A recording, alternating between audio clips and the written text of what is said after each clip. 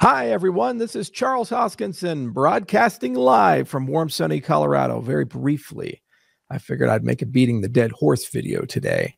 As usual, ETC is rearing its head again, this time because of the miner transition.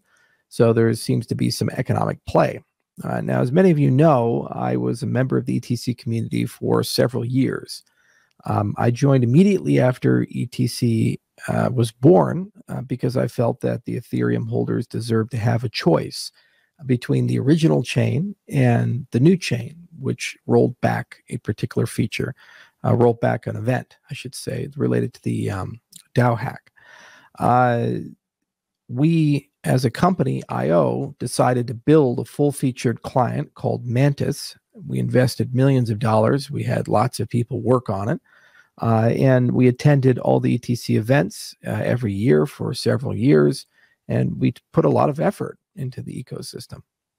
Years ago, we said, well, what do you guys want to do?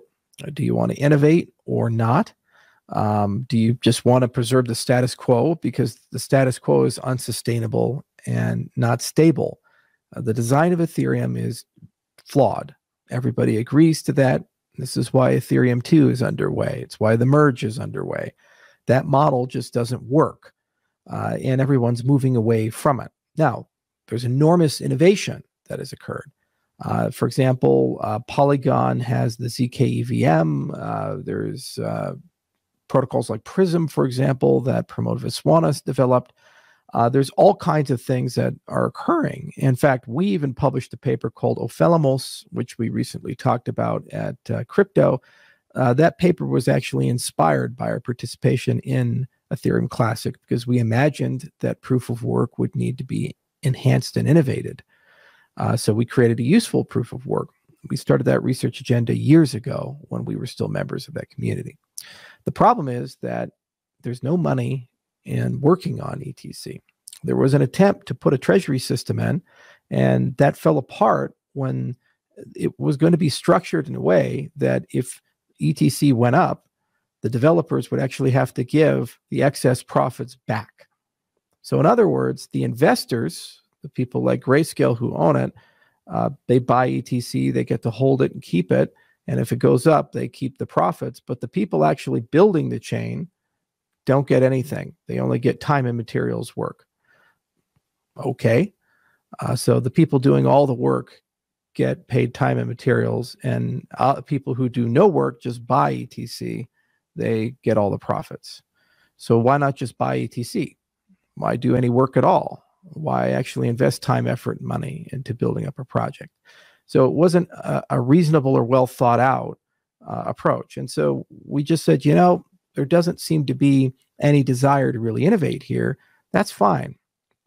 And I thought that was the end of it.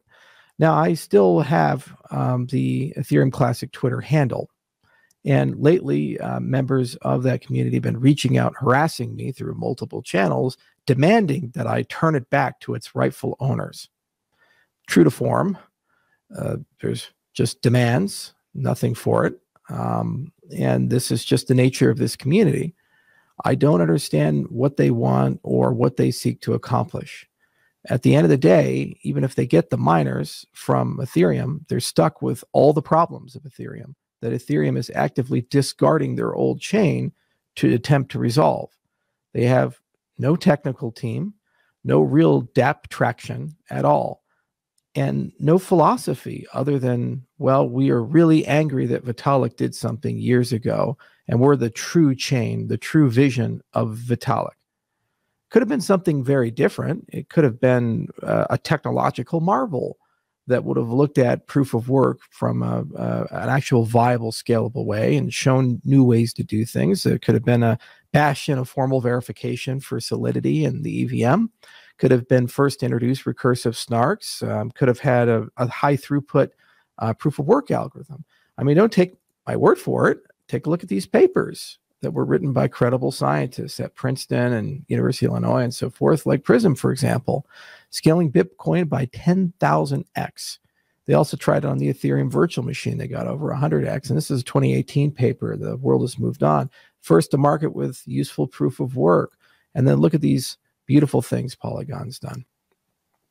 And there's many, many, many more.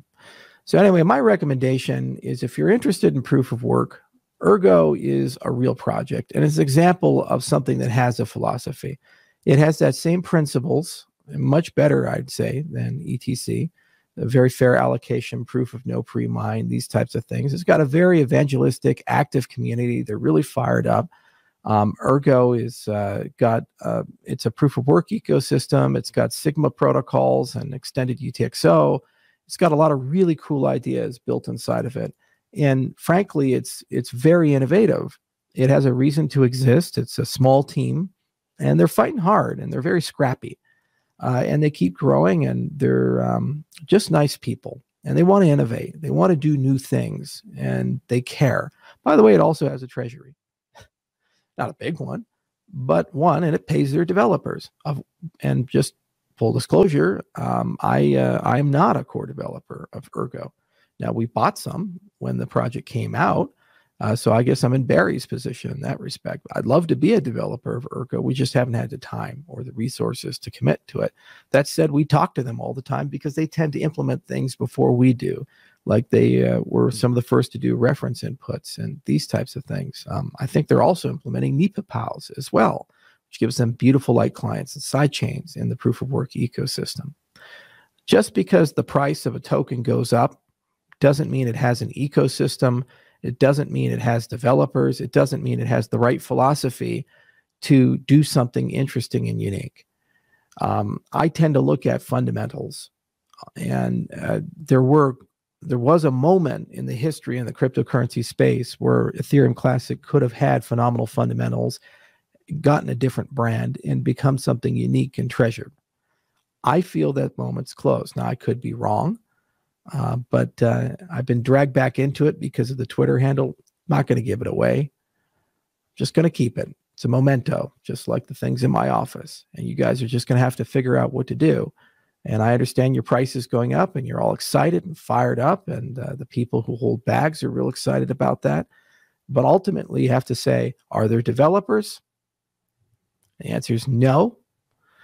Is there a roadmap that's reasonable and that roadmap is going to go places? And are people behind that roadmap who have the resources and the ability to execute? No. Is there a commitment in the community to make meaningful and significant and sustained changes towards a vision to be able to capture a philosophy? No. That's just a fact. And if you disagree, well, then where's the evidence of it? You had an opportunity to have a tier 1 blockchain development company come in. You passed on that. You have an opportunity to create dedicated funding for your developers so that they can actually go and have multi-year incentivized projects to build things. And you're competing with people with billions of dollars, not millions, billions of dollars in their development fund. And you say, well, we're ideologically pure. Well, so is Bitcoin, much more so than all of us combined. And they have a lot more money. So anyway, it's beating a dead horse at this point, but please stop asking me for the Ethereum Classic Twitter handle. And if you're a miner and trying to make a decision, go to the Ergo side. It's a great community, and you're not going to be disappointed. And I really believe in what they're doing over there. Cheers, everyone.